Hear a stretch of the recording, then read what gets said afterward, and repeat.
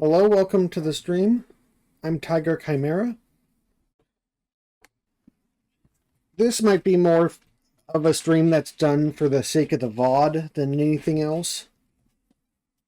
Originally, I planned this to be more of a video essay kind of thing, but for technical reasons that would be really annoying to list off the actual reasons why. The free programs that I use,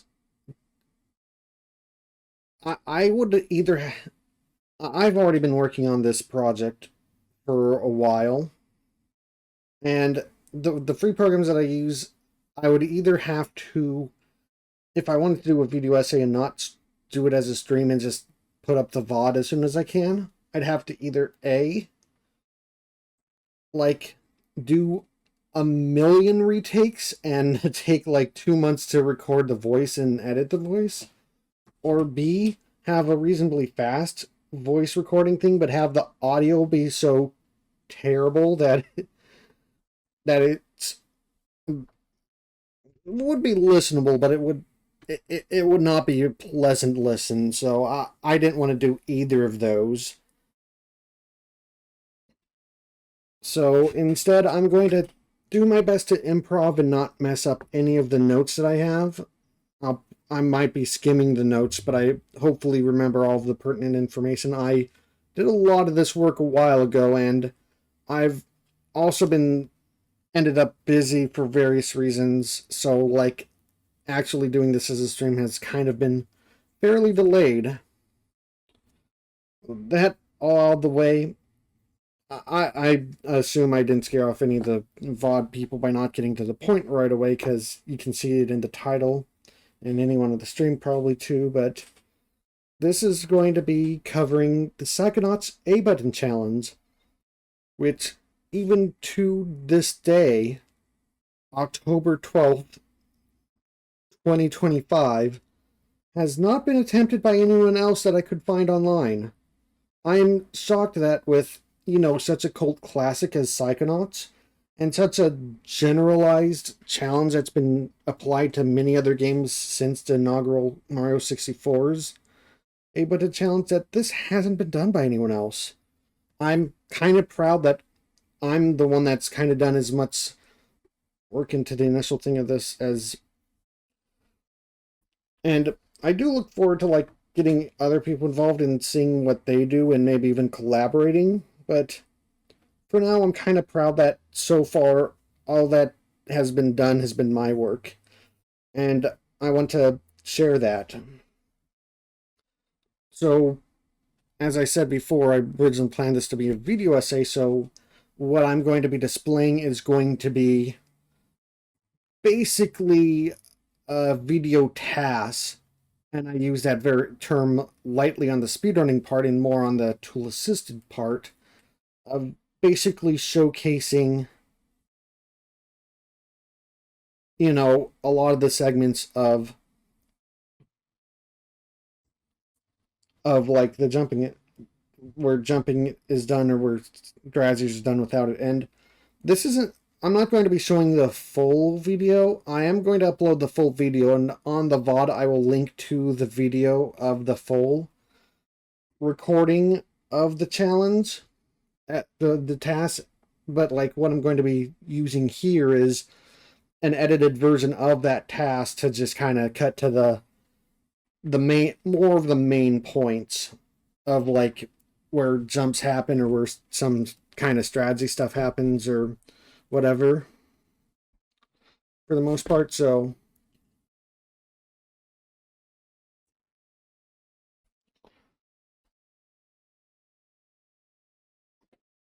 I'm going to just load I'm going to load things up really quick, and then I'll get to,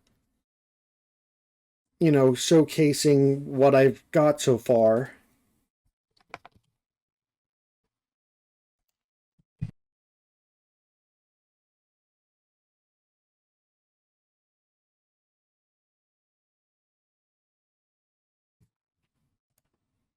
I think there's a little bit of a lead up here. because of I was planning to do this as a video essay and like talking over the entire thing, so it isn't going to cut right into the action. So I think I'll play it, and if I have to pause it to do the talking, then I'll have to do it. Hopefully, I won't have to do it too much, but it's a short enough thing so I can probably talk about it. Again, a reminder to anyone that's just joined. This is not going to be a live play. This is going to be me reviewing a recording that I've already done in the past and edited down to just kind of like highlights of either certain strategies or like certain... I think I've included all of the spots where I've pressed the A button in this video that we're about to go over. So, here we go.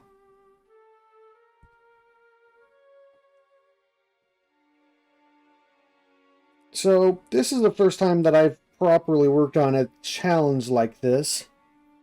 I've always been interested in these kind of challenges. I guess I've done other challenging things on games on my own, but not anything that I've particularly shared, I think. Maybe closest to that is maybe been like my couple attempts at speedrunning on stream in the past. But this is my first like proper challenge run thing. So, you know, whatever quality of my gameplay or attempts to look into the stuff. But I'm the first one to dig into this area. I'm the explorer of this area. And also, to specify, I didn't have like an any percent mindset into this. Like, it kind of came about naturally whenever I was doing it, but what I'm doing here is basically, it's not any percent or 100%, it's closer to an all mines speedrun, not skipping any of the mines. It doesn't feel super in the spirit of the game to me, and answering the A button challenge kind of thing. So it's, and 100% is just kind of nuts. So yeah, this is going to be all mines, and it's also from the Steam version of Psychonauts. It's not going to count. Okay, it's not going to cover the original Xbox or the PS2 port. Those will probably have to be covered by the community later on, whenever more people get kind of involved and check into it. I might check into some of those too, but that might depend on the availability of stuff that I have. But for now, this is just the PC version All Mines Run ABC challenge.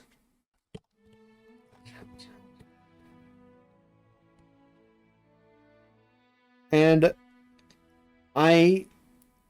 for the run, I am basically starting it after you set the name for the save file, so the opening menuing does not count, though future menuing while we're in the game proper will count. And also on top of the all mines speedrun thing, I am aware there's cheat codes to get psi powers earlier in the game, if I remember right. But I didn't think about that in the initial runs, and also I think it's kind of a good idea to get a good baseline like this and maybe have this be a different category of the A button challenge. So psi powers are not going to be considered for this either, so no cheat codes. That any psi powers will be naturally gained through normal gameplay, which will heavily affect the game.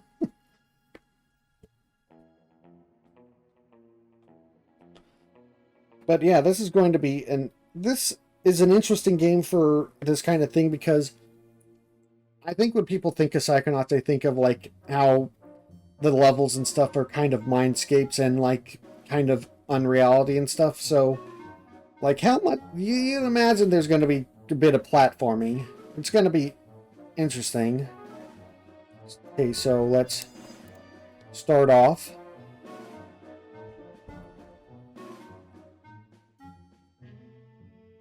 So one thing to note at the start is a lot of dialogue in this game is automatic and doesn't even require a button prompt to exit the final box. So it's just about patience to get past without pressing the button. And a lot you can also back out with B as well if you need to.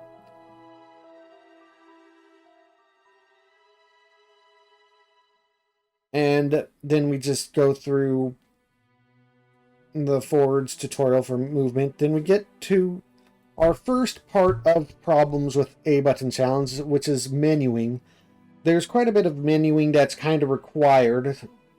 And while we could, like, it depends on if you want to count it as, like, together separate. For the current purpose of just mapping out everything of the A button challenge, I'm going to be including it, but, like, we can definitely consider it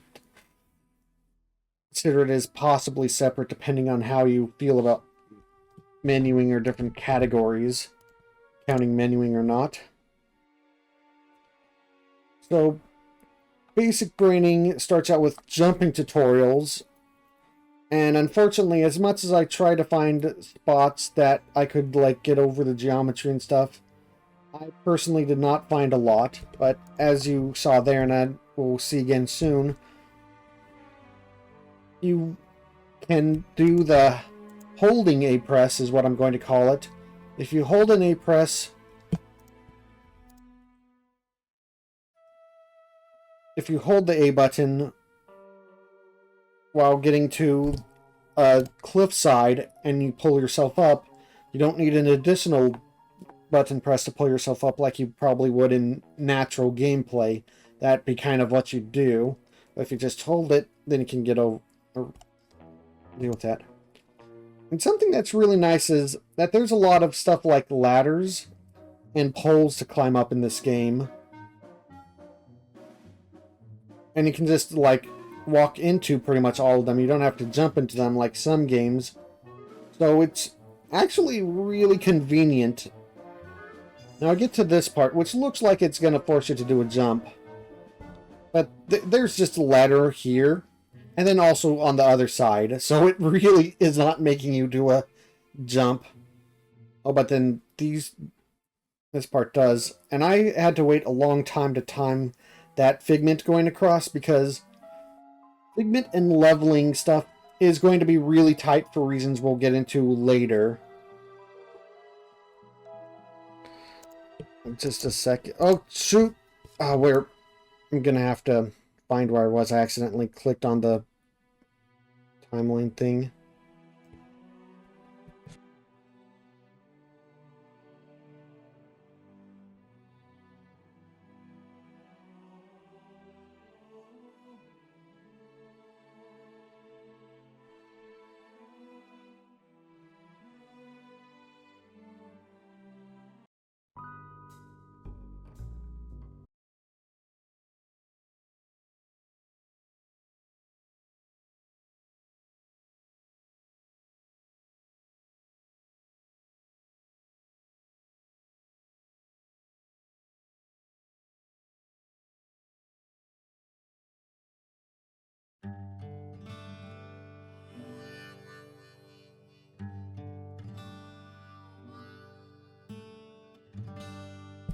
Okay.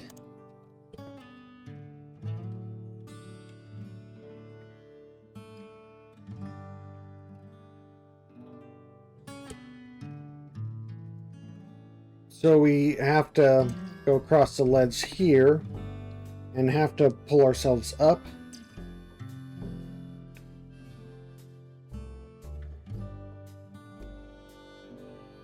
And luckily here we can mostly get around, except for having to pull ourselves up there. But then, like other climbing materials in the game, you can just climb up the netting and stuff like the netting there. And Here, I didn't know if I would have to, but... Oh, just...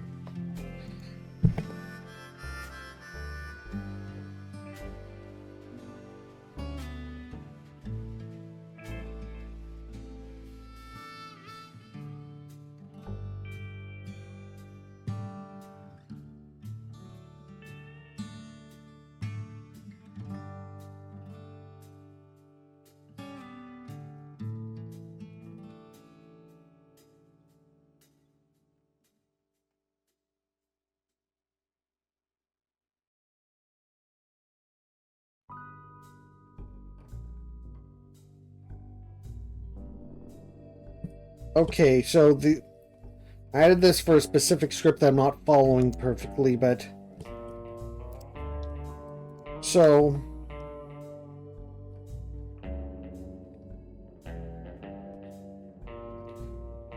Here is like where we get to a thing where it's more than just, you know, being thankful that they have a lot of spots where you can just climb up onto objects without having to jump onto them. There's this ledge of the flagpole, and, well, you think it kind of make you have to jump onto it. There's a technique that I've listed in the script that I wrote probably months ago at this point called the punch climb, and it basically lets you use the momentum from the punch to carry you over tiny ledges that are just too high to normally walk up. And so that'll be useful in a few different spots. Then we do the climbing like normal. There we do have to do a jump. And unfortunately that you have to jump to slam down to start the game. Jump there. Jump to slam there.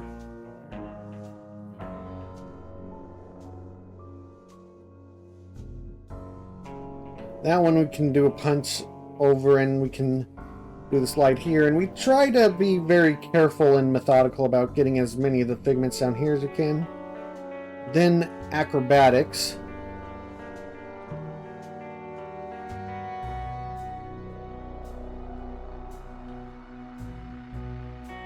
Now, this is a point in the game that also, like, there is a speedrun trick that you can do with the palm slam to skip over some of this part, but one, I'm not good at that, and that's one of the reasons why I've never attempted a Psychonauts speedrun properly. And two, that requires a jump. Pretty much there's only one main trick that I'm aware of from the speedruns from Psychonauts that doesn't require jumping, so it would maybe save us some A button presses, but it won't save us any in the long run. So and since I also just can't do them, I'm just gonna let other people use that as a temporary thing to save us some. Oh wait. So shoot.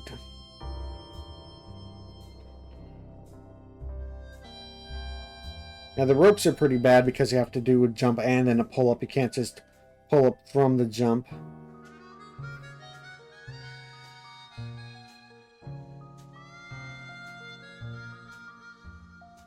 But here, like, normally we'd have to supposed to do a couple of jumps across to get to the rails.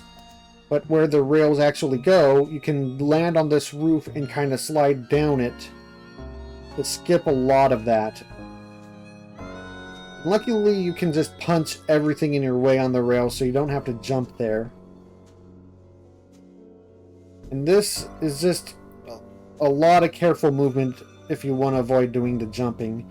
You have to be... I remember it being pretty tight, though, because you have to get to the end part before it gets too far, or else you'll just fall into it. Oh, wait. Okay, so... Didn't look like I increased a counter there, so...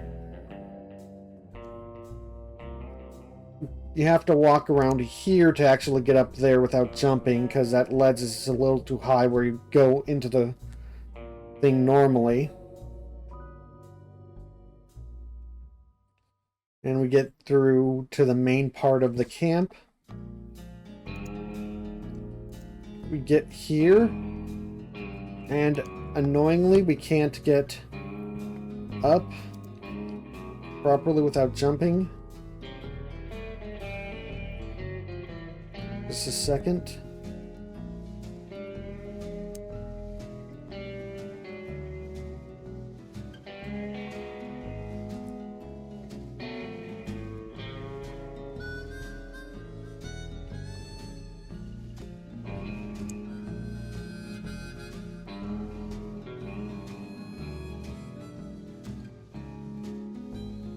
So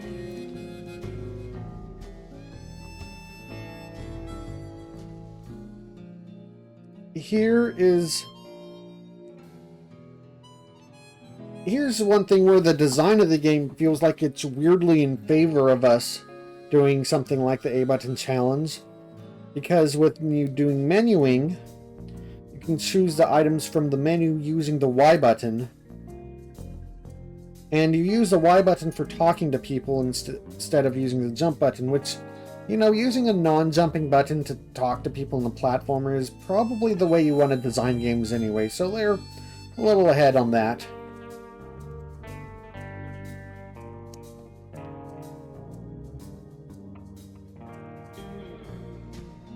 So, we're going to be going into the Brain Tumbler experiment, which is going to be a level that's the most desperate in need of improvements, because we will be visiting this area multiple times and dealing with some of these jumps 2 or 3 times over. But the first visit is very short, with just one tiny cliff to go up. And then we go in here and check out the store. We will need the dowsing rod, because we'll need the cobweb duster for the route we're doing, and it's basically unreasonable to get enough titanium without getting the dowsing rod. So we look at that. Then you can go into any stump to go to Ford's. And so instead of going into the one in Sauce's lab, which is where you normally go in a normal playthrough, is just jump into the one in Sauce's lab, you go to this one, because if you walk at it at just the right angle, the geometry lets you just walk over the edge. And unfortunately, the multiple times we have to go into Ford's is going to also cost us in menuing A presses, because we have to go here to get the paperwork to go into the shooting gallery level, but we'll also have to be back here later for extra stuff, and we have to jump.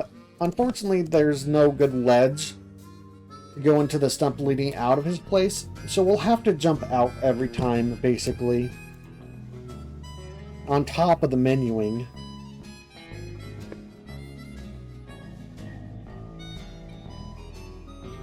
Then we go to Sauce's mind.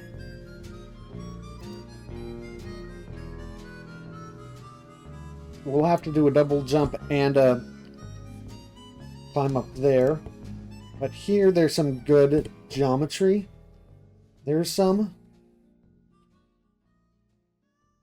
lot of interesting, funky geometry that you learn trying to do a challenge like this. Like, you can just do that. I don't know why. That's just what naturally happens when you walk there. And then here we're going to be abusing the targeting range. But unfortunately, the one higher up here forces you to actually climb up and do the platforming stuff. I wasn't able to get in range until I was pretty much all the way up here. And that I just had to do a ladder. That I had to double jump over. And to use this. And then I was very careful on how I climbed down here to get as many of the figments as I could before I finished things off.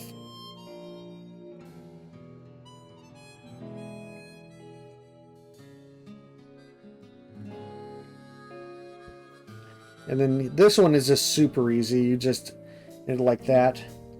Then the boss is just really easy. You just run and shoot at it and run. And then you're out of Sauce's mind. Then you're back to the brain tumbler. You have to jump up these roots. Another double jump here. And then you can start climbing up this where you can kind of get around some things where it looks like they want you to jump, but they don't really force you to jump. And then you get to the part where you have to go get levitation. But first you have to talk to the boat guy.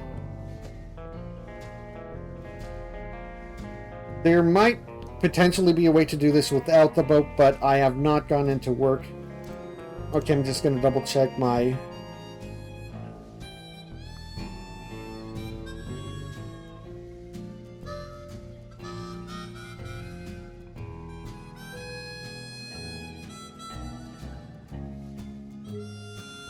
Yeah, just checking the script. Okay, I'm going to demonstrate here that because of the family curse, as it's said in Psychonauts, Rez is dragged down by the water. Though it doesn't do it right away, and I'm going to show you that there's a little trick that if you rapidly mash the B button to somehow cancel the trigger for Raz being put onto the edge of the water, you can get an extra curse bounce.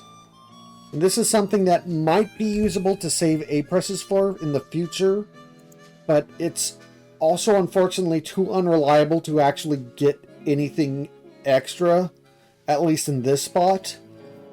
It would be nice if we can use it or something in conjunction with this to actually get over to Mia later down the line.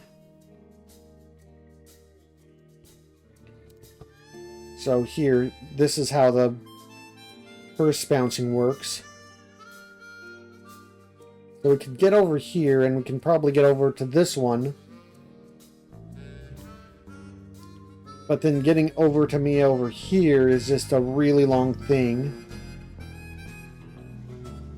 And we can't use that boat, unfortunately.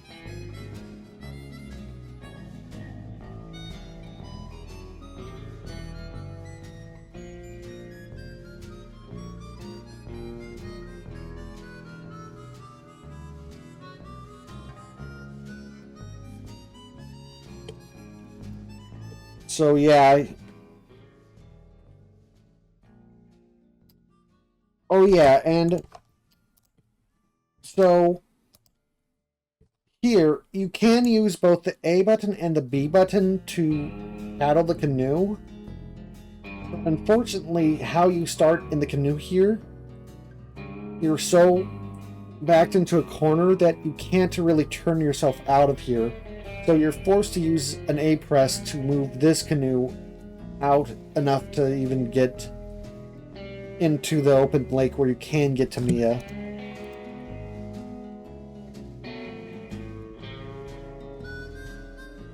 So that's why we want the curse bounces to work. But Mia is notably the only camp counselor that lets us go into the psychic lesson without requiring any menuing, making her my favorite of the three in this challenge. And she also gives us levitate, which is going to help us tremendously down the line. Oh, here I'm doing like some punches to build up and gain and keep momentum to jump up. And I can also do palm bounces while doing the rolls on these half pipes, or bowls I guess, to get up more momentum, though that's a little less reliable. Fortunately, we have to do some jumps here. Maybe we can avoid them, but I haven't been able to do the full jumps well enough to be able to like avoid getting at least the first jump, and then there's a bunch more that we have to do anyway. And I've mentioned most of the glitches in the speedrun do require A presses and jumping.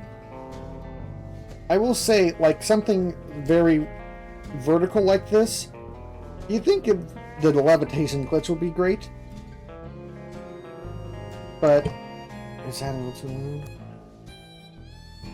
Okay.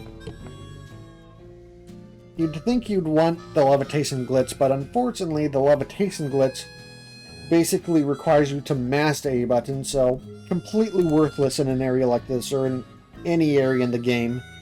It may be faster, but it would basically multiply the number of A presses in this run by a factor of like 10 if you use it in even one spot.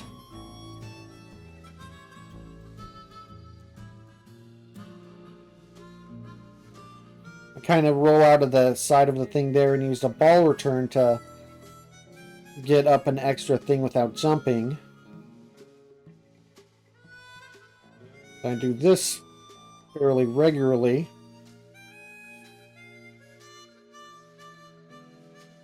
Get to the ladder. Here, luckily, I don't actually have to jump to do that. And I also jump down here to get some extra figments.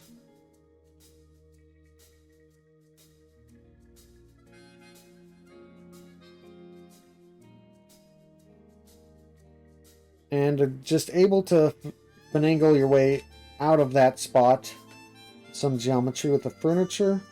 But here, unfortunately, we have to employ our first thing of letting enemies kill us through a wall so we can respawn in a place where we can actually go back to normal.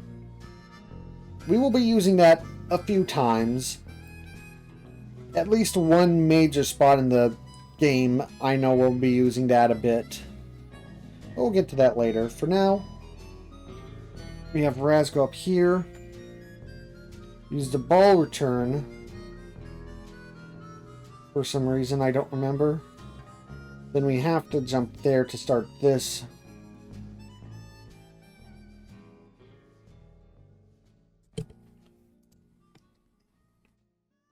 Okay, I don't show it, but I do also have to do another A press to get off of that.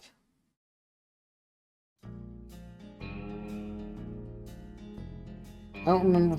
I just couldn't get it timed where I can jump onto this from the rail. Or not, but I guess that might have been a skill thing on my side. Then I just rock back and forth to momentum my way over here. I jump over here.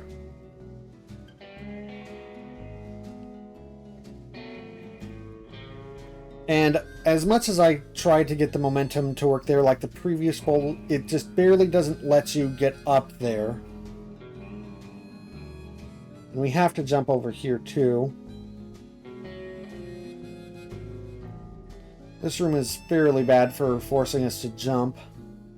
We can get here. Jump the way across.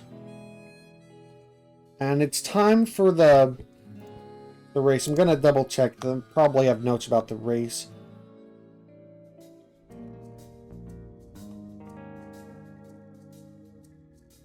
During the levitation race, we just spend the first run scouring and backtracking when necessary to grab as many of the ground-bound figments as possible.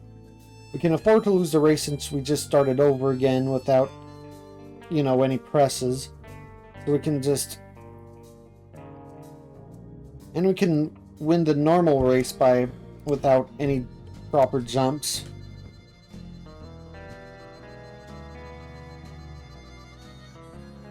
So this is a really annoying part of the run, but currently necessary because you need all the levels you can get to get the levels required for some of the power unlocks that 4 gives you later on. And at least 2 of those powers are required for later parts of the game.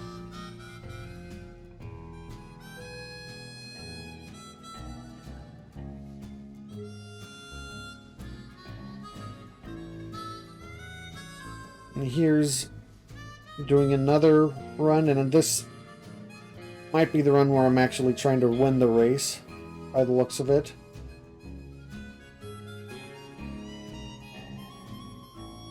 But yeah, without doing any jumps or anything, this race can get a little tight. But it's totally doable. After the race, we use momentum and stuff to get onto the rails.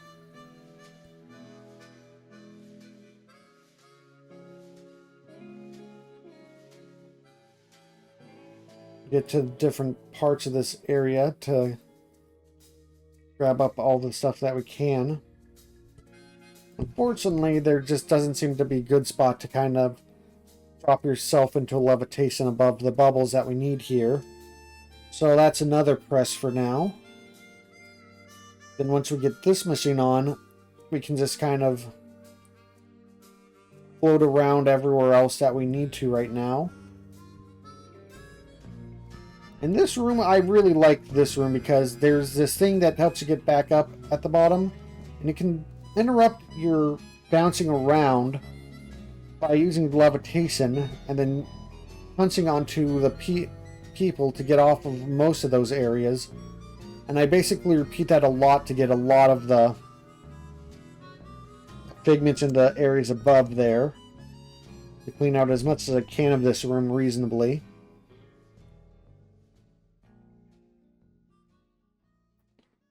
And then I go out into the sea here. And just end up on the beach.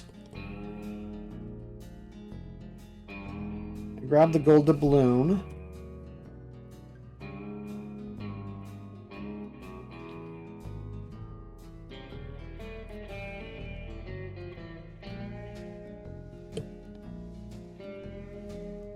Okay, so at my first, I remembered I did a couple runs of this attempt, and the first even few attempts, I ended up not realizing exactly what the levels. I didn't remember exactly everything I needed and what level I needed to be, so I ended up getting too far in the game without the powers I needed and had to waste A presses coming back to the camp and back into the stump.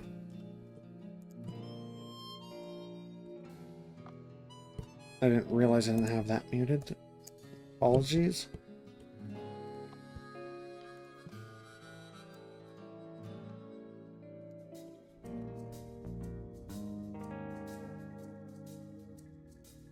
So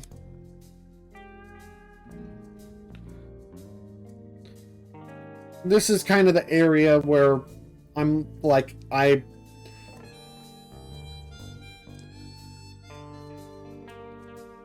was like, okay, I'm just going to see if I can read from here and not just... The first time playing this, I didn't remember all the specific powers I needed for ranking up to progress, so I had to backtrack, which cost me many A presses that were unnecessary if I was properly prepared for this part. So on my I think second, I don't remember off the top of my head how many times I ran through this. I think 2 to 4 times. I think it was 3 to 4 times. On my second, and it might have just been 3, but maybe the script will say later. But anyway, getting into specifics, you need all 3 of the powers unlocked from ranking up. Pyrokinesis at level 10, telekinesis at rank 20, and invisibility at rank 30. This is not an insignificant rank requirement considering we want to reach rank 30 before progressing the story any further at this point. Even more so if we want to avoid any extra jumping or menuing. That's why figment collecting has been such a focus up until now, since it raises your rank when you collect enough.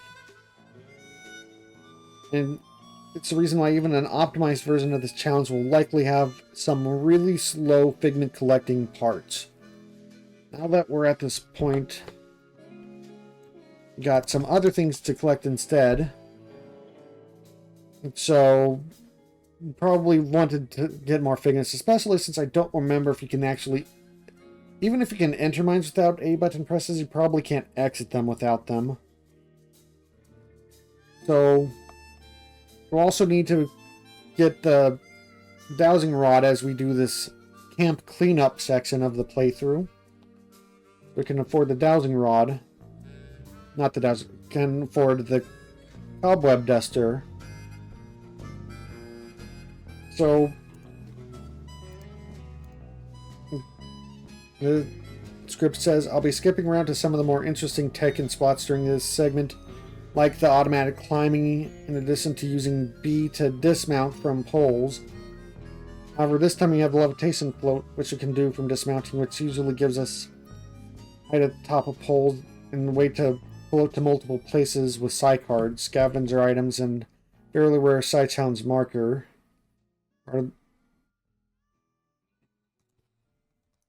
So Psychonauts marker give, whenever we can manage to get those, gives us an extra full rank by themselves. So if we can get those jumpless, that'll always be good. Now that's another point where that's just really weird geometry. Not sure why it lets us do that, but I'm not complaining because it makes this part a lot easier since we go from this spot quite a few times, if I remember right. Go from here to get the part on the rock.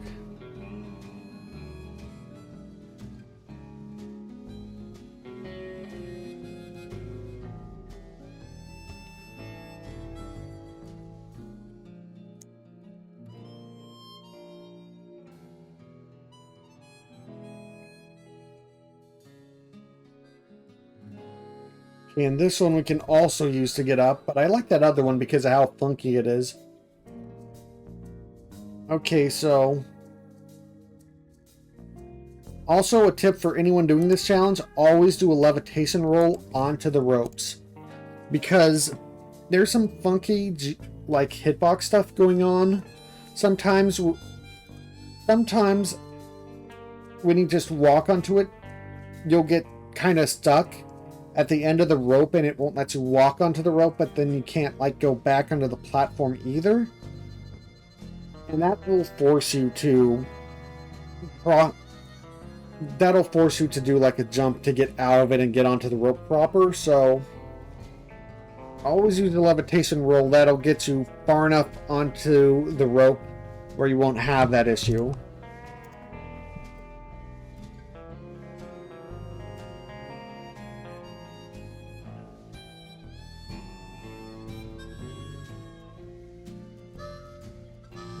And this spot is a bit finicky. You can't jump from the absolute top. Just barely below that. But yeah, there's a Psychonauts marker. And under here for card. And we go through here again. We go over to this area where we get more cards. And I believe we can also go from up here to get it.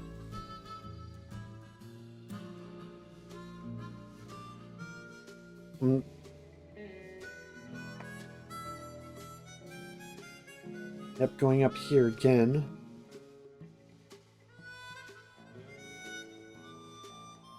But from here, yep, we get the eagle claw. I thought we got another scavenger item here.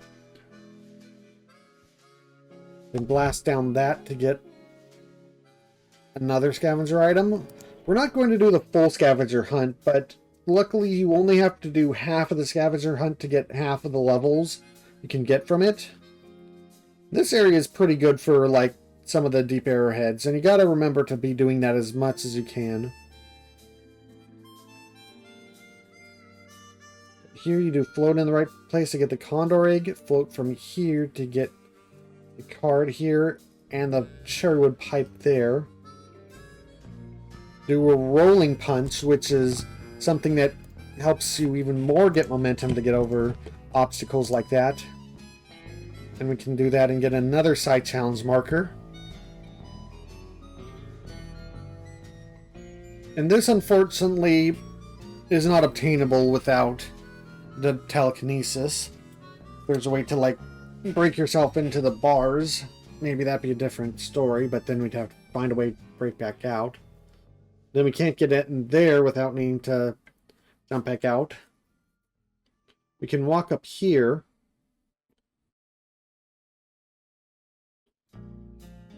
And we can kind of walk our way up here, but then there's, like, annoying terrain. We can get to this card, but we can't quite get up here, which would give us a lot more options if we could just get up this part. It's one of those sections that's just so close to letting us do something. And here's another one where if we could just find a geometry here that lets us walk far enough up here, up onto that area, we could go one or two places that might get us another scavenger hunt item without jumping, but it's just too short as of now. Go down this other side and get some cards in the comic. We have enough for the duster now, which is a major part. So we just need... And we buy the some psi cores to combine with the cards.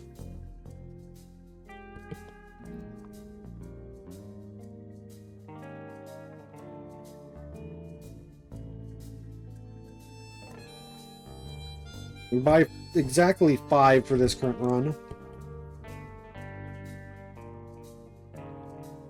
And we run through getting some stuff from him. And unfortunately we can't complete even half of the scavenger hunt, at least as of now, without going down to him. So if we can, like, sneak some of the scavenger hunt items before then, that'll, like, save us an extra trip down there and back. But for now we need the telekinesis to grab the eye. And if we're down here, we don't have to jump up there. We can just barely reach the voodoo doll from down here if we look in the right spot. And to use the levitation ball. And then we turn in the scavenger hunt items.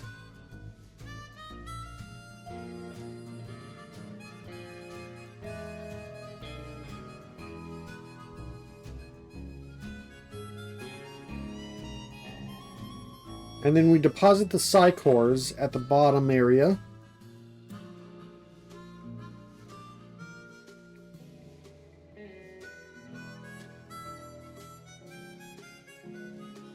We get just enough. And we use some funky geometry to kind of get up here. And this won't get us back up jumpless, but it will let us do it in only one A press. Just a really good fling from that cave wall. Over, hold it to do the climb up. And rover to forward.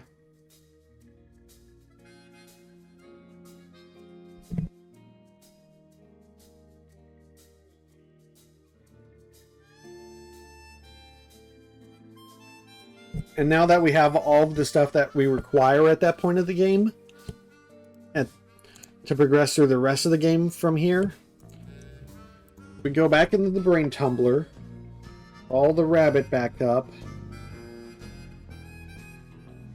punch the meat, do a jump here, and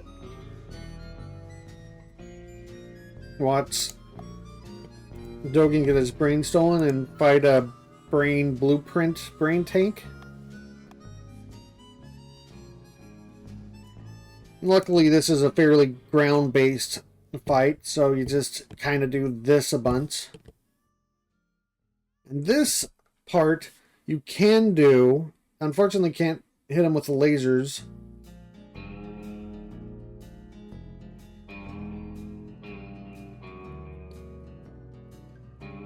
But I believe I'll show what you have to do soon. You can use the terrain and the levitation ball to get over to him at a reasonable point without getting too hit. and just kind of war of attrition the rest of the hits. And then you get to the lake part.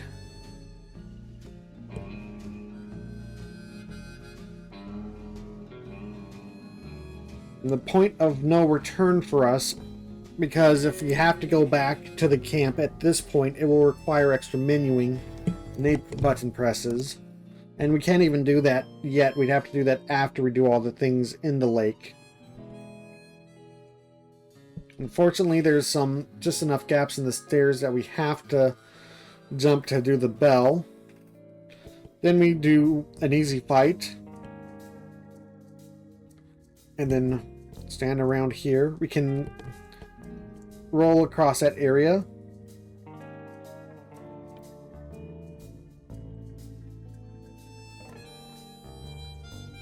Okay, so here I believe I'm gonna double check the note.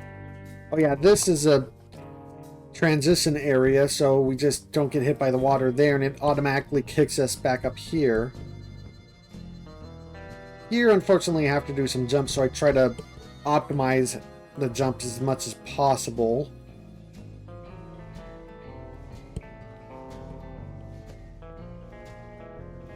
Then we get to another round of the fight.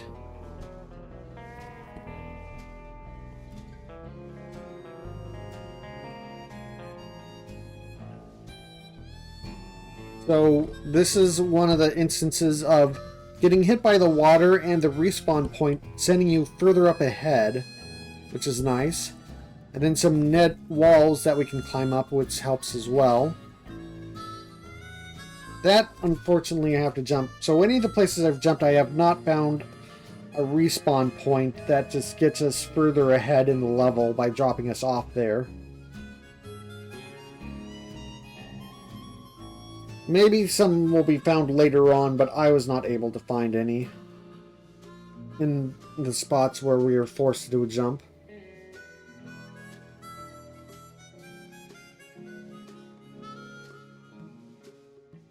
Okay, we get reset there, but we get in the middle where we need to be. And this is just kind of a rail grind section.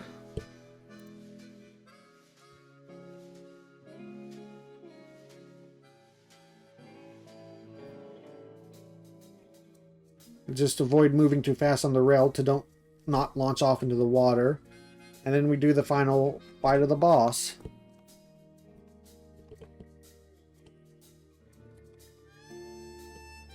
Then we go into the level, but I'm going to pause it here.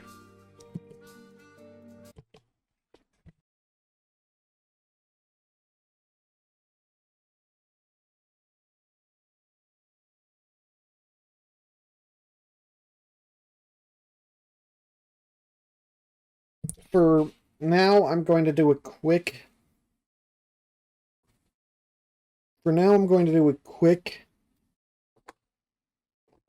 break because I've been talking a lot and I'm going to need some more rehydration and such to get to the rest of this. This is a pretty talk-heavy stream, so I'll be back shortly to try to get through as much of the rest of this as possible. Hopefully I only need to do this break, but I might do a second one if I really need it, so be back soon.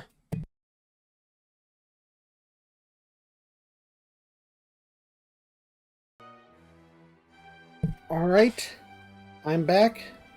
The gimmick of Lungfistopolis is basically Raz's a kaiju like Reptar or Godzilla, and so he is significantly heavy here, and that means levitation does not work. Luckily, the level is largely designed around this, so you're not expected to be doing a ton of platforming here.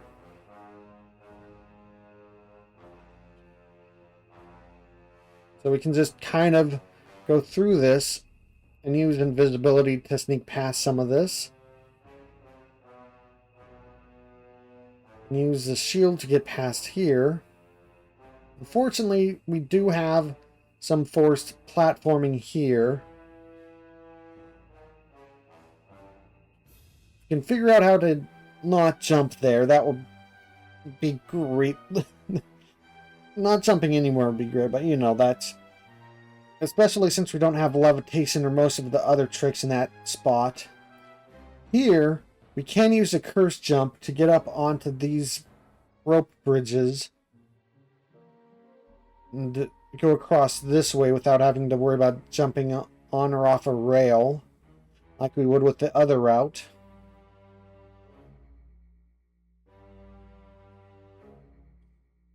There is only two...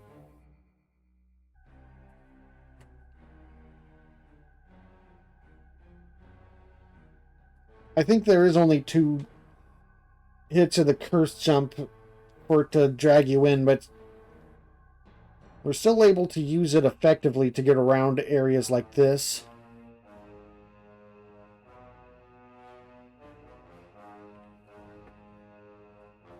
And then we get to the part where we have to shoot down the planes, but we can just climb up the sides of the skyscrapers like any netting stuff.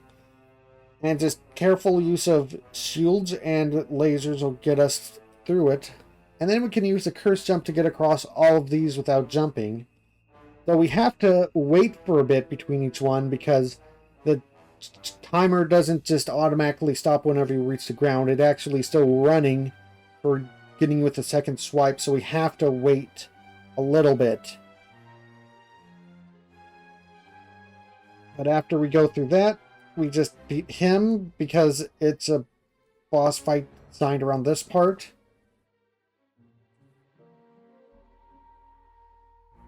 And we just do a really long climb sequence and we get through that part.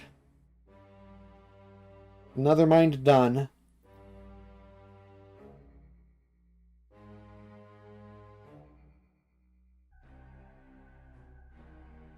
When we looking through some of our choices here, we put levitation back on. And we jump up here because there's not a better way right now to do that. And then we go into the mind of Void. Now we get another power up here, Clairvoyance, which we use to start our way through the level. And this is more of the kind of levelscape that you think about when you think of Psychonauts. Stuff that's all weird and curvy, and a bunch of floating stuff that makes you think you're going to have to platform a lot.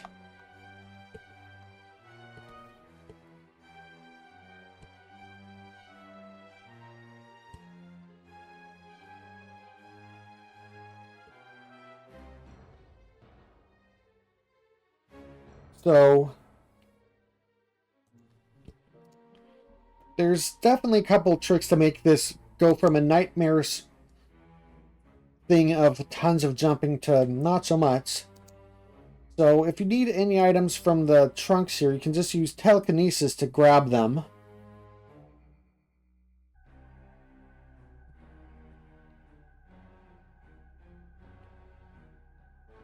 And we do need a jump here, but we can use the weird geometry to do a nice levitation across all of this area and just skip so much of it.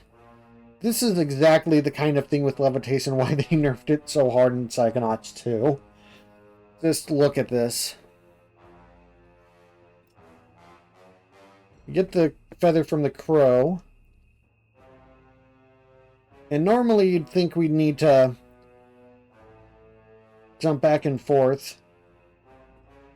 Normally you'd have to like jump back over the gate to get that to work, but no, we just kind of break it or something.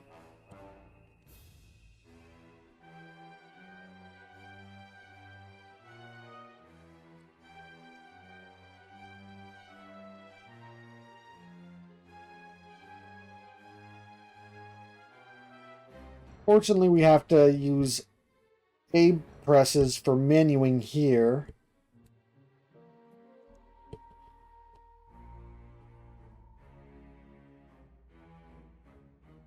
Use the cobweb duster. And then we just walk it through to the back. Back out. And then we have to do a nightmare fight, which is very possible without A button presses. It is obnoxious. There's several different ways you can deal with it, but like using the levitation ball to avoid a lot of attacks is kind of the main way. Once you beat it, we leave.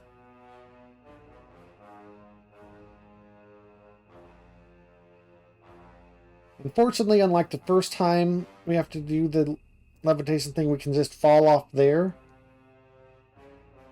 We go in with the flowers.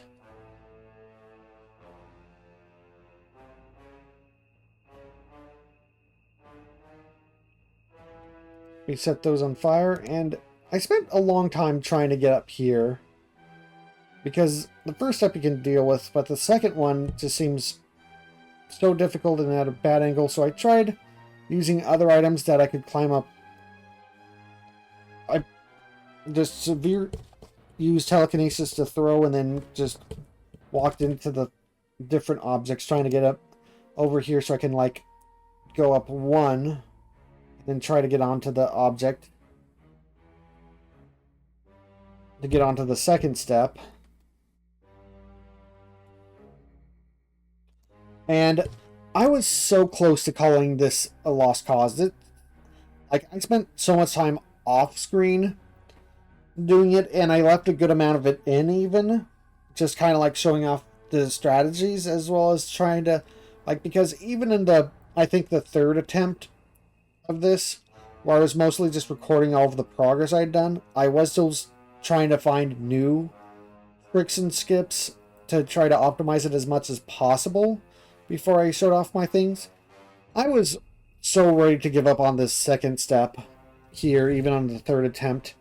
And then I just got it here because I hit it at just the right angle, I guess. So that'll be fun for anyone else trying to like go through this challenge. Just have to memorize exactly how you did that or find a better, more doable thing than me.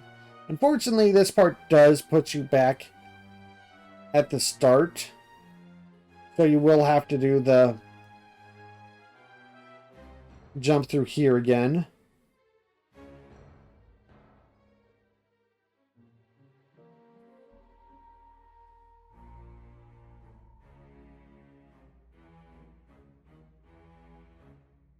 Go through the sewers. Then a lot of this is just, you know, normal jumpless, even in normal gameplay kind of stuff. More cobweb duster requirement.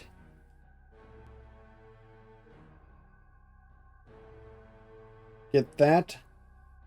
You learn the location of where you need to go. You have to fight another nightmare. And once you do that, you can go ahead to this final area. So like with the basic braining rail grind section, you think you might need to jump certain things, but like the target, the electrical things that would normally knock you off here, you can just punch them. That's very fortunate for us.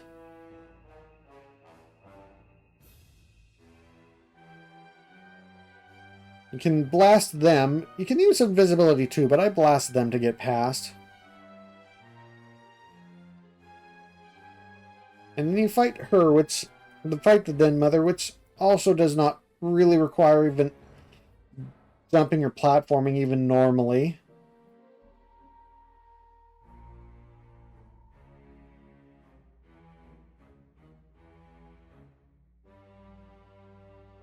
And you beat her. And then you can talk to Boyd.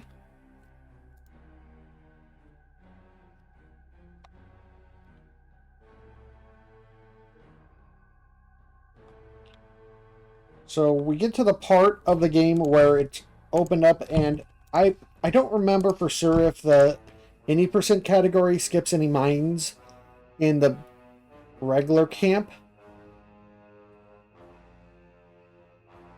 But I know that you can skip mines here. I think you can skip all three of these, but we're doing the all mines playthrough style of it. I also don't remember. I think you have to do a load save glitch, so that would be menuing anyway. If you include it for a proper run.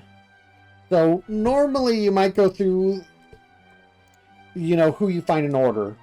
You do not do this in this run if you want to keep your sanity. Whenever you beat a level, you get an extra life, which is normally good. You don't want that with Fred. I will get to that in a bit.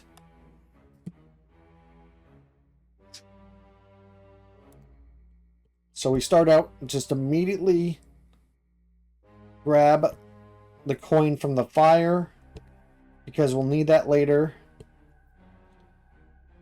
You want to do as much as you can in each section before going on, because it will save you time later, because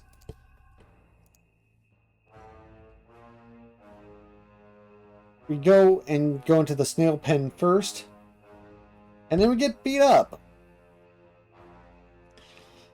And once we get beat up, we can get out here. We can use the curse jumps to get across the water. We have to wait for similar reasons as the curse jumping in the previous world, because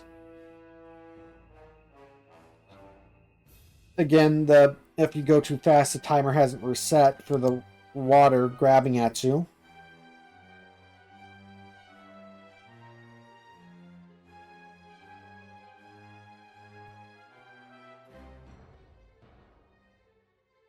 And here is one of the only speedrun tricks that's actually useful here.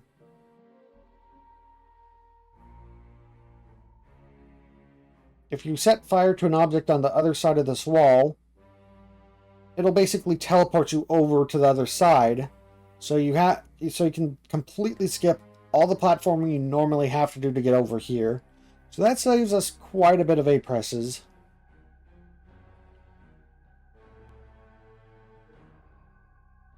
We try to contact some people ahead of time, but no, we have to like recruit them one at a time as slowly as possible.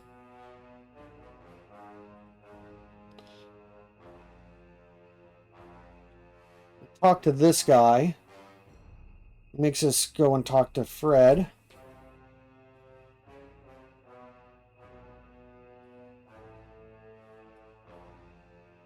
We go up here. Travel over. Do invisibility while rolling to get to there, and going through here so we can get all of the people off of the carpenter's roof. And here I show off the problem with this level. Normally you use these. If you could somehow use these normally, then we'd be able to like go back and up and down the levels normally. Because normally you like grow and shrink and grow and shrink, going back and forth. And there's a ladder up out of the middle section, so if you could just do that, you could. So if you could just come back up normally to the middle section, then we could do this whole thing without any problem. Or mostly not any problem. But because the cork and champagne things, we can't properly get a levitation on any of them that I found. We're going to have to do the long way around if we want to avoid doing A-presses going back up.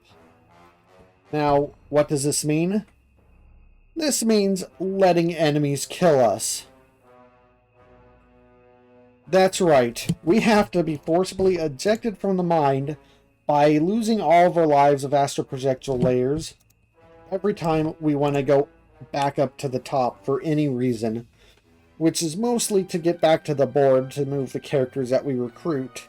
So every time we have to go and recruit a new person, we're going to have to go back down, recruit them, then game over again. And that's why you don't want the levels. That's why you don't want your health to be too high, because if you did Gloria first, then you'd have an extra thing to be hit extra times from every life when you're doing this. And that's just extra time that you're wasting trying to game over to restart this whole process. So, yeah, it makes it even more excruciating if you don't do Fred first.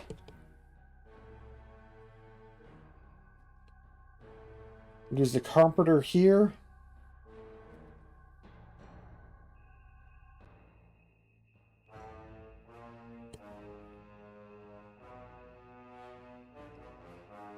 You just put them aside. Do this nails over here.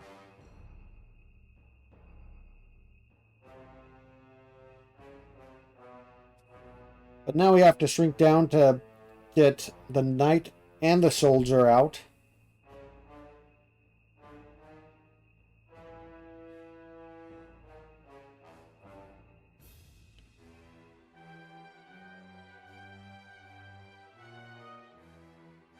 And now we have to go for game over number 2, now that we've done everything we can there. And this is the most efficient place that I've found for doing that. Now we come back into the mind, do the soldier over here.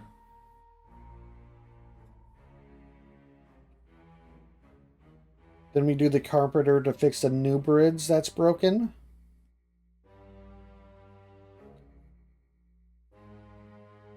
And I have in my notes that it takes around 2 to 3 minutes each time I want to do a game over. That's optimally. Okay, so on my next round of going through, going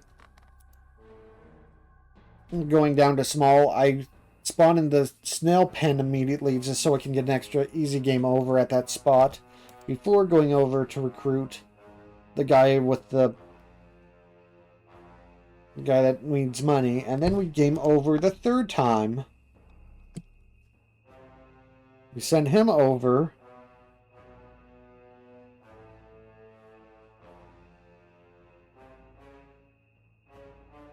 Recruit the guy that takes a musket, and then it's time for the 4th game over.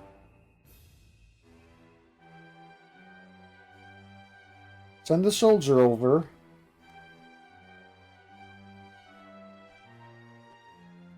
Then we shrink here. We can just walk over this path because a couple of these spots in the game board just lets you walk over them because you're not too deep into the water to trigger the curse. We set everyone on fire, use invisibility while they're distracted to jump up here. And we have to do a bunch of jumping here, so we just try our best to do optimal.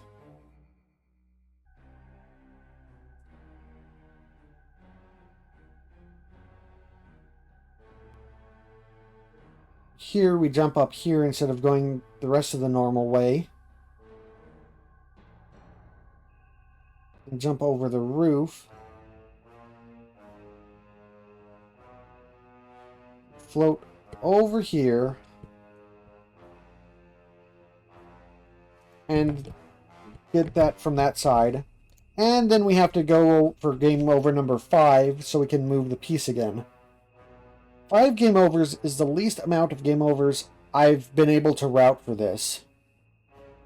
And lowering the number or finding another way to return to the game board level would make this challenge run not have this nearly bad of an issue. And I'll repeat, 2 to 3 minutes each time you want a game over. Just for like waiting around for them killing you. So that's like 10 to 15 minutes each time you want to do a A-button challenge attempt to this. So, and that just for waiting for them to kill you. So if we can like optimize game overing better or exiting out of there without an A-button press, or finding a way to get back up with the champagne in some spot, then, you know, that'll be majorly fixed. But right now it's just a major pain in the butt. But with that done, we go to Gloria.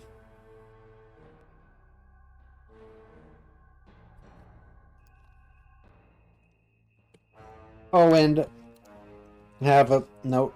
In this is the most section of the video. The original file Waterloo World was 41 minutes just for Waterloo World alone. So yeah, a third of that was just waiting for game overing. So Gloria's is much easier compared to the Nightmare that was the game overing sections, but has more button pressing. A lot of menuing stuff is basically required. And while invisibility is not required for some of the other places, you can work around it. Here it seems to be required to get into the Muse's dressing room, and why rank 30 is absolutely required for this run. Bonita also forces us to jump up there to get the candle for more button presses. But then we get to kind of the more easy part where we just do some stage stuff.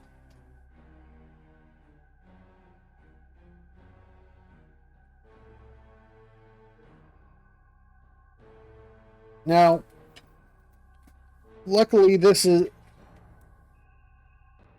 kind of like a rough level, like when you're doing it blind, but when you know exactly the route you need to do, it's fairly fast, thankfully. So this is this kind of general break.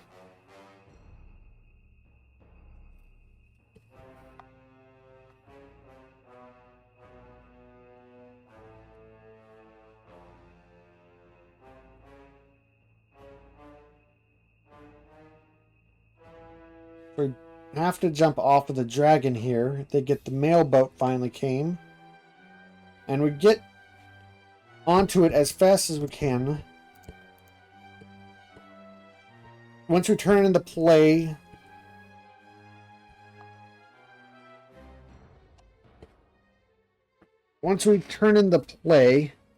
it automatically runs, so we run to the mail boat before it sails away so it can take us to the next stage. And this level is another good example of the water curse, because the water curse in the levels take you down at different rates. In Lungfisopolis, it only takes 2. Here, if you fall in the water at all, you automatically are taken down immediately. You don't have any grace period. But it puts us up here, so that works out just fine.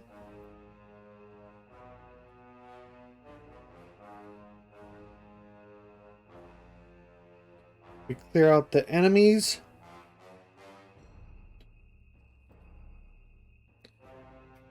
And then we jump up after doing the proper play here. And now for the second part, which is a lot more platformy, the catwalks. We can minimize it a lot by doing a lot of crazy jumps around, and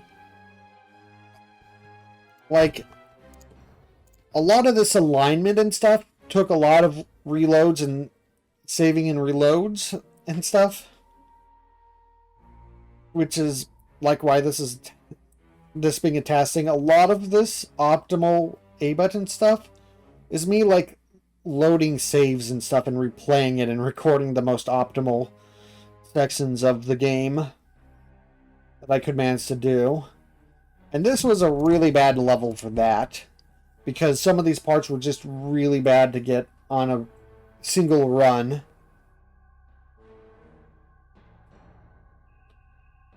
And it still forces 8 button presses as far as I can tell, but you can at least kind of do some major skips around to minimize it as much as you can.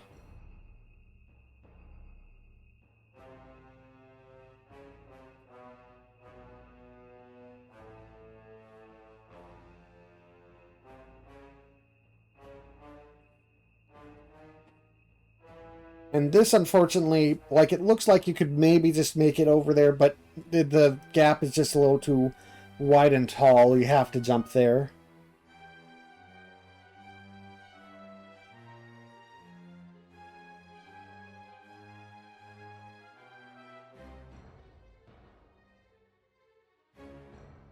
You scare off the phantom. There's a phantom, by the way.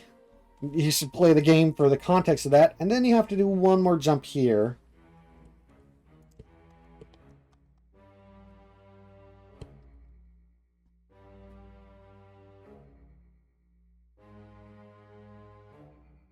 Now we can bounce off of the things to get high enough.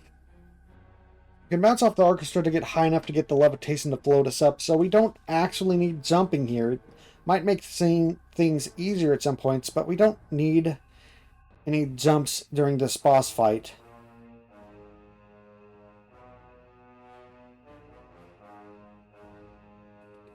Though, the biggest problem is dealing with certain waves of enemies in time to, like, not have them get back up. We can do a full damage round on him. But it is completely possible. It's just, like I said, it's kind of obnoxious to deal with, but there we go. Another mind down.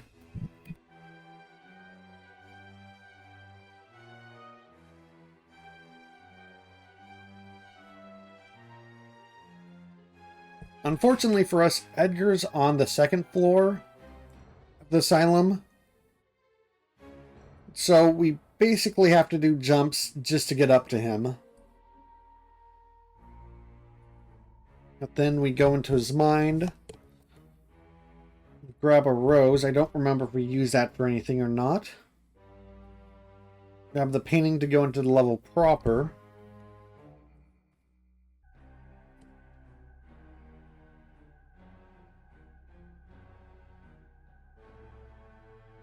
And do some sneaky levitation drops here.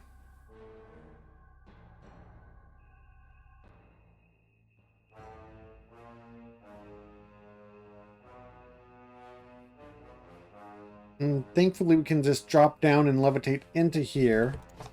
Just a moment.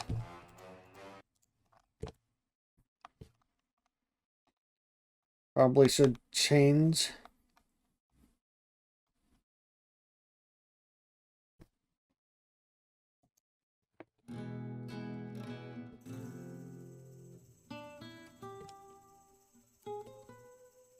There we go.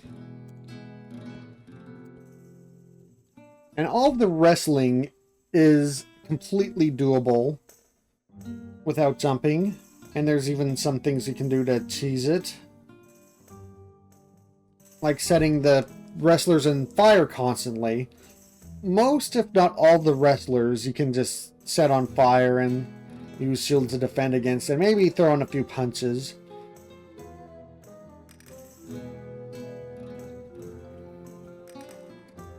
Climb up the ladder here. I'm gonna jump over here. This is one of those things that had a lot of resets because you can drop down and run across, but if you fail, you have to go back and do the jumps again. So it's really bad if you're really bad for trying to do a straightforward. That card you can apparently just jump in, walk into it.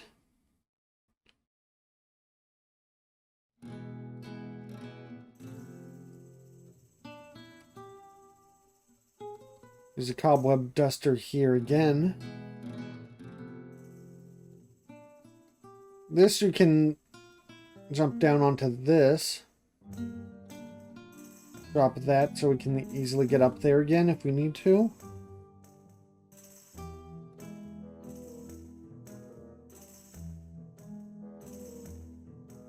And here we have kind of an awkward jump off this balcony into this area.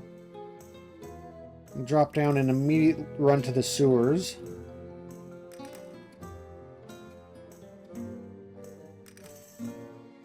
Then wait out to go to the next wrestler. It's like the usual, we just kind of use invisibility, shield, and fire to get through.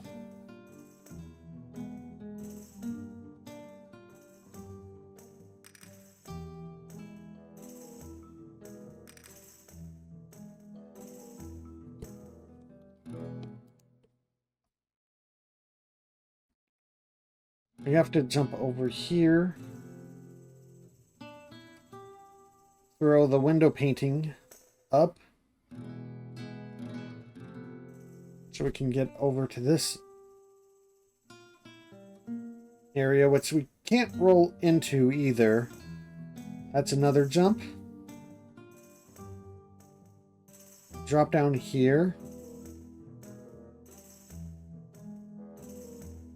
Another cobweb to get to the Matador. And for some reason, the Matador, of all people, gives us a confusion grenade. How is he qualified? Well, but this one we have to do a weird jump into a levitate off the ladder there into this wrestling match, and then we use the confusion grenades and we use more fire because we can just set all of the wrestlers on fire. I don't know why it lets us do that. And then we give him all of the cards.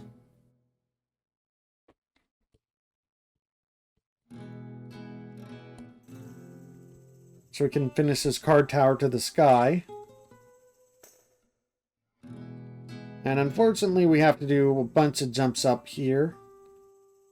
But we can optimize it. Jumping the right way on first part. And here, just up to the top. And then we do the fight for this world. Which is again an arena power fight that really doesn't require platforming much of at all. And while some fights might kind of be a little easier with it, this one really just doesn't really require it at all. But now we've gotten all the objects that we need for an all-mine speedrun to get through the elevator. We put them on, get access to the upper area, go into Thorny Tower.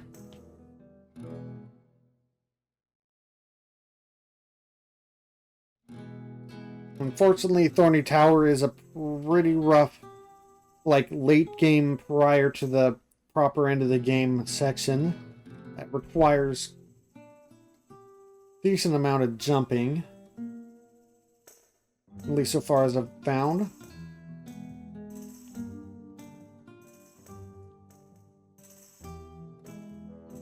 Oh, we levitate down from here so we don't end into the doorway, so we don't have to jump up from there.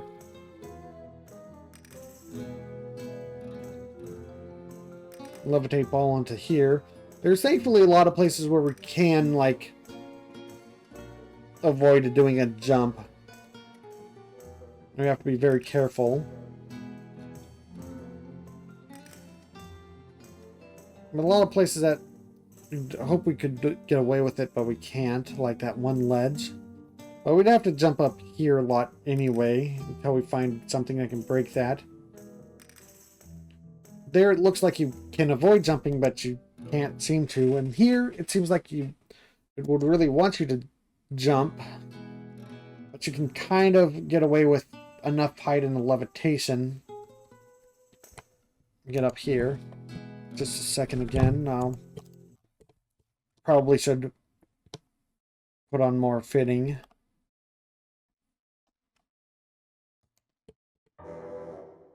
There we go. That's more fitting for this section.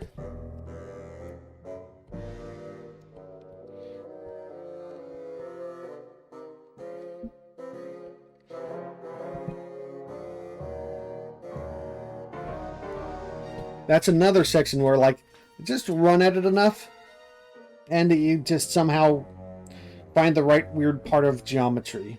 Unfortunately, here I did have to do a jump up.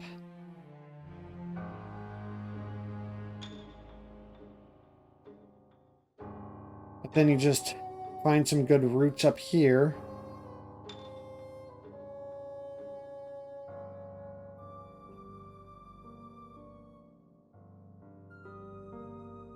And you can just like do levitation falls into next areas that you need to climb up.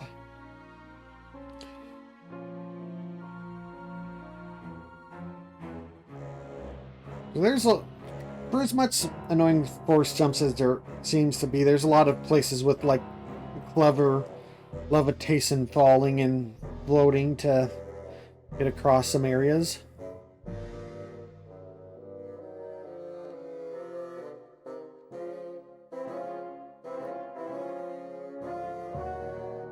Use more telekinesis so we can get in the doorway here.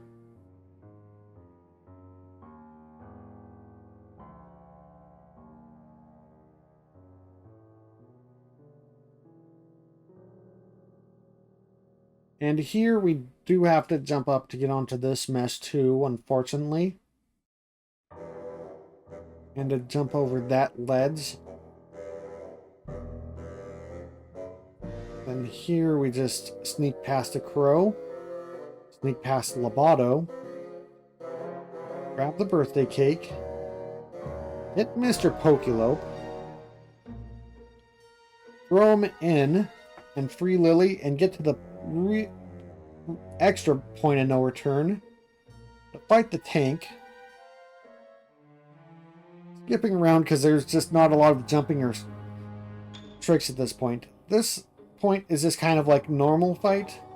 Again, another boss fight that really is more about like the powers and arena and puzzle rather than like any sort of platforming. And we just rinse and repeat a lot until we break open the brain tank. And then here you don't need any jumping either. You just throw yourself in there. And then we get to the triple cobweb hallway. That really forces us to have a cobweb duster. And we get to the meat circus. I'm going to double check if I have any. I'll probably have things here. It's time to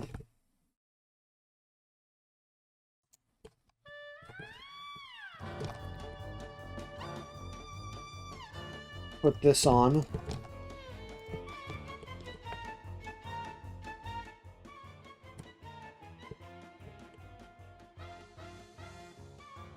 All right. So one of the most infamous levels of gaming, because this is a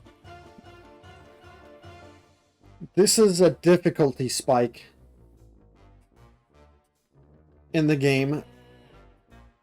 It's much better once you're more experienced and if you go on replays, but your initial time is going to be rough, and the original version had like some...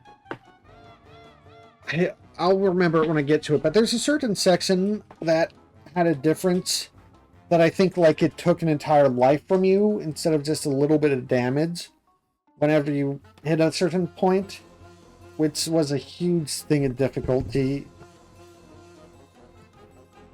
But we'll get to that later. You stop by the ticket booth to claim rewards for extra stuff we didn't turn into Ford at before the final level.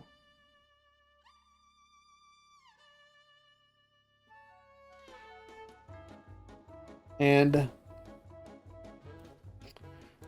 the meat level proves to be terrible for something like this, because even just trying to route it for like showing optimal gameplay, and this is pretty bad, and trying to do it without any actual resets for like I did for doing a task, you'd have to...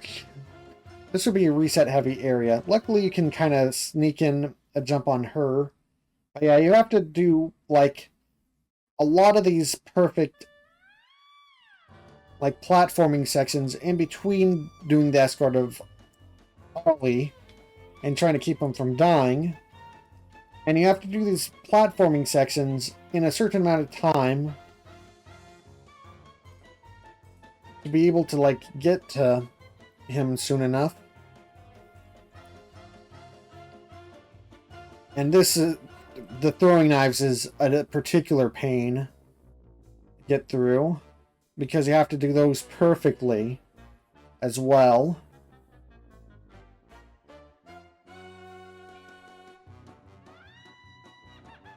Because it's basically 1 to 2 jumps at these areas at best. And you have to do these precision things while worrying about Ollie getting beat up to death. But then you get here, jump over, then you do a little punch thing to get over that ledge.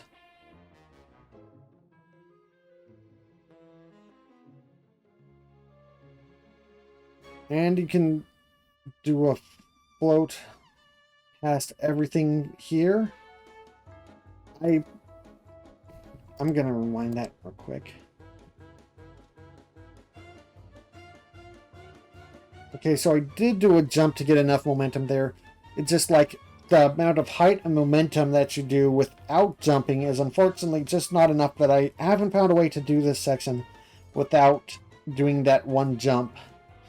And doing it normally on the rail requires more. But then you do this fight, and you have to jump up to get onto the shoulder, which forces a couple extra jumps throughout this section of the fight.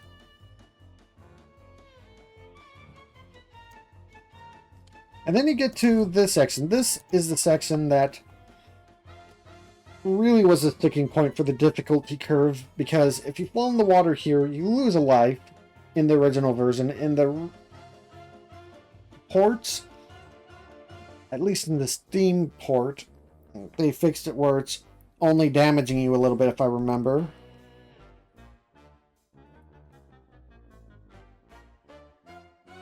And I've already probably like missed a lot of like tricks I was originally going to talk about in the script here.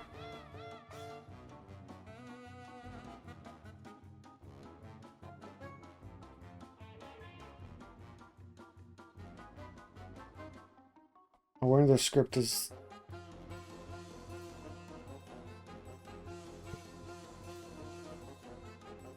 Yeah, this was another like point of like just resetting way too much to get this right.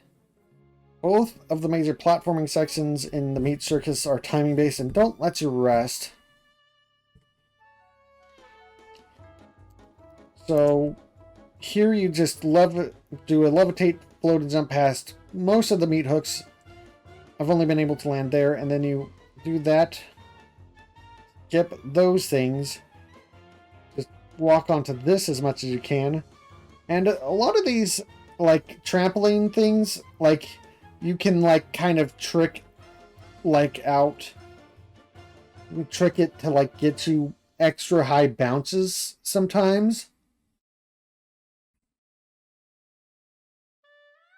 And that's kind of without like doing any jumps on it even. And that's what I try to do as much as possible here.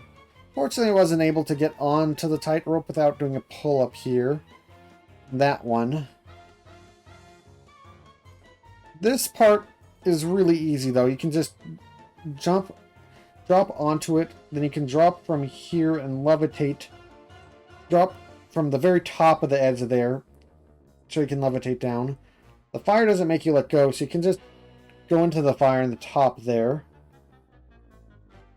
Let's drop from that one. Super easy section. Get eaten by the water because the section caught up too much with you. Reset a lot, like the other part, but now you have a new checkpoint. And now you're mostly going through this section normally, just kind of trying to avoid him throwing stuff at you, and then you avoid all of that, like swinging acrobatic stuff, to get onto another trampoline. And you can land on that one, get on the ladder, and just slide all the way down.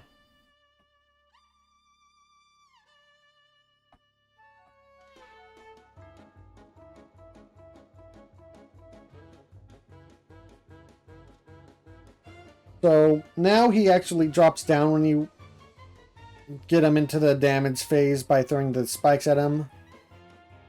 And then the final final part, you can just smack him with the energy boost. Just wait with invisibility and shields in a very overpowered way. In combination as you wait for recharge. And yeah, you basically don't have any jumps once you get to the latter part of that last section. So we're at the end. So we've successfully beaten Psychonauts in just 188 A presses. It's pretty impressive, really. I've gotten down, I feel like I've gotten down a lot of the worlds to an amount I'm kind of proud of. But it's interesting that even at this point, none of the mines are 100% A-press free. So there's definitely work to be done by anyone that wants to pick this up. And I plan to probably work on this again in the future, but this is taking so long. I'm going to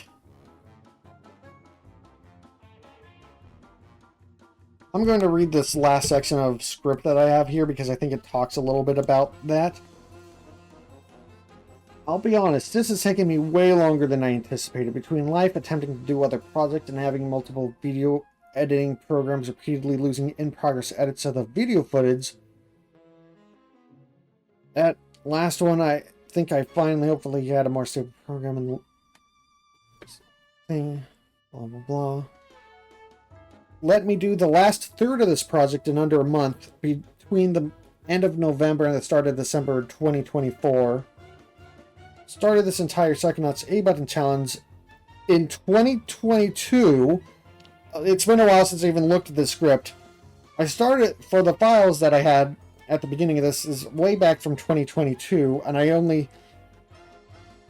just finished the editing in 2024, and I'm end of 2024. Well, editing the video files together, not the voice stuff. With the scripting and voice stuff that I was planning to do took even longer, and as you can tell, failed out. And like, I definitely had plans to also do this stream thing earlier, but like, again, stuff got in the way, and it just never felt like the best time. I've wanted to get this out for a while, but, you know, here we are. That part's more improv. I'm improving some of this just because, like, wow, I forgot how long this really has been. I'm just kind of glad that I'm a little sad, but I'm also kind of glad that I'm able to present the first part of the A-Button Challenge for Psychonauts' history here. And to start it off. And to set the bar. I definitely didn't have 188, down to 188 my first try or two. That was definitely like the first attempt and the second attempt and the third attempt was all improvements. I don't remember what it was for the second attempt where I wasn't recording, but for the third attempt I was still finding extra saves. But yeah, I had to stop the recording at some point, stop the attempts at some point. And yeah, as you can tell, like, it's been almost a year since finishing, like, the proper VOD part and putting the whole task together to, like, getting this section, this truncated video edited and getting to a point, you know, trying and failing to get the video essay recording thing done, and now just doing it to getting to a point where I had the free time and space open for the stream, and I made sure that I caught up on everything so I could upload the VODs immediately while still having the VODs up in, you know, order. That definitely took some months off of getting to this. Anyway, back to the proper script. I hope all this work has been worth it, and people enjoyed this little project of mine. I love watching challenges like this and wanted to get involved in one. Starting one for a beloved game makes me even happier. That's an important part, starting, since this is what I consider just where this challenge really starts. For anyone interested in working on this game and bringing the number down from 188, I look forward to seeing what you do, and just ask that you get into contact if you make any discoveries that brings the number down. I probably will take at least a short break from active research myself, but will be happy to talk about or at least witness further progress. And while I'd like to keep this relatively about the first game, I will shortly mention that I did look into Psychonauts 2 for this challenge as well.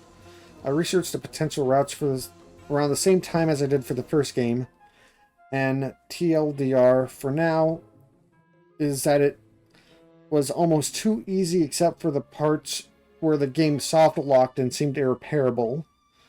So I decided it's best to save that until after I at least finish this initial thing for this game, and probably stream the second game as a more proper casual playthrough, because I haven't done that yet, so that'll be in the near future.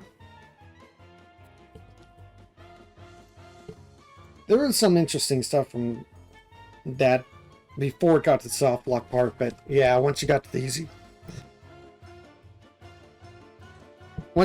easy part, you know, it got really easy until it's soft locked. In just a moment.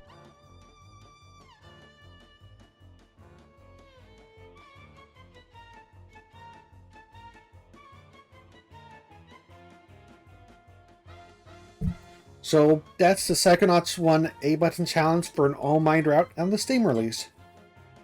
Plenty of work to do, not even counting looking into other types of runs and other systems. And I'm very much not counting 100%ing the game. It already took me since 2022 to get this into the state where I'm presenting it now. Like, and that's just like, you know, doing all the mines properly and in any percentage fashion for all mines. Like, 100% is going out of the way for a lot of collectibles, a lot of backtracking with powers, a lot of jumping for individual figments. That's going to take breaking this game a lot. Like, I've only 100%ed this game once. I love this game, but 100%ing it can be a little bit of a pain. So I'll save that to people with a lot more patience than me, and maybe down the line we have a lot more glitches to properly break the game and, you know, get stuff.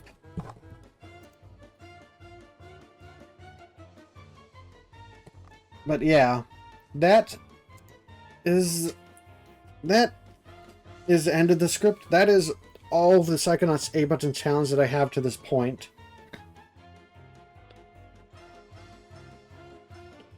I don't know if I have current access to any more of my files that I had concerning this. Maybe I do, maybe I don't.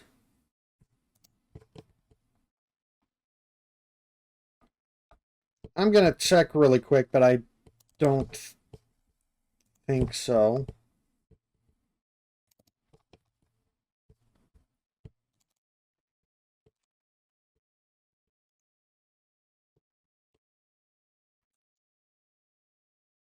Okay, I do have a list of the ones from my first run. My first run ended up at 228 presses. So between that and my final recording run, which I think was my third run, I saved about 32 A presses. I'm kind of proud of that. That's nothing to sneeze at.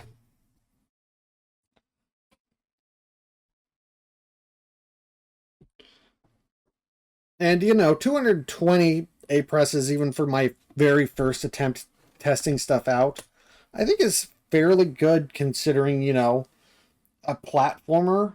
The very first attempt at something like this for a platformer, especially one that it's not as jump filled as you, not as many floating platforms in all of the levels as you kind of expect from memory, kind of, but, or like kind of more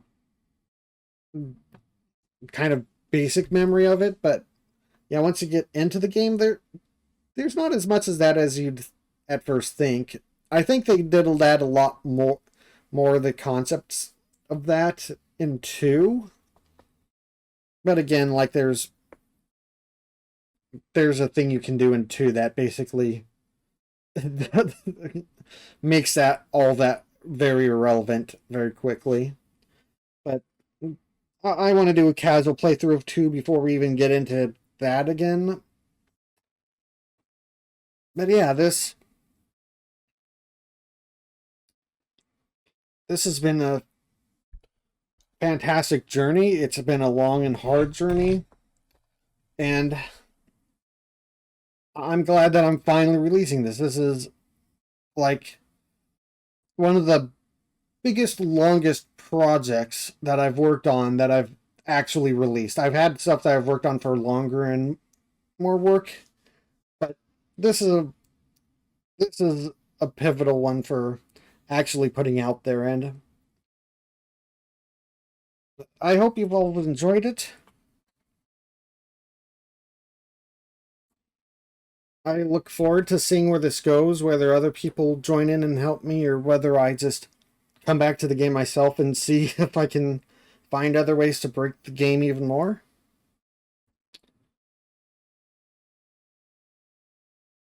But yeah, for now, I'm gonna wrap up the stream. We're gonna do a short intermission and cut over. But yeah, again, a reminder, if you want to see the full video of the challenge, whenever I upload the VOD, I'll also upload like the full task video of me doing this entire thing, including the 10 to 15 minutes of game overing in Waterloo World. All of that will be viewable, and be a basic baseline for where this challenge starts and what a full playthrough of the game looks like. But for now, a short break, and then we'll hopefully find someone to raid.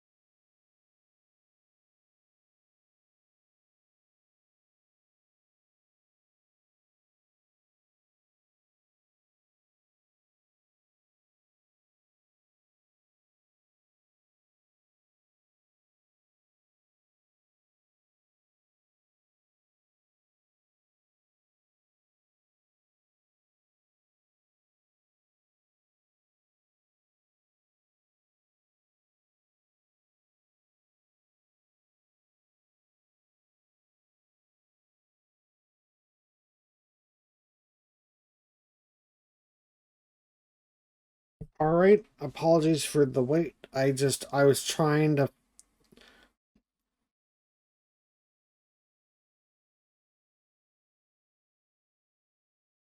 just there's a couple options and I was really trying to figure out what would be the best one.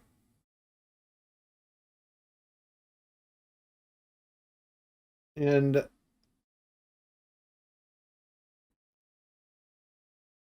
there's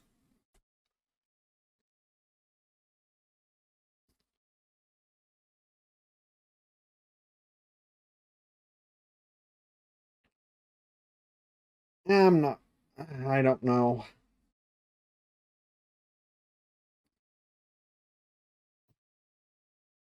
I think I'm gonna raid Spacefish. They're doing Spooky's Jump Scare Mansion or whatever. I don't remember if that's the current name of it or not, but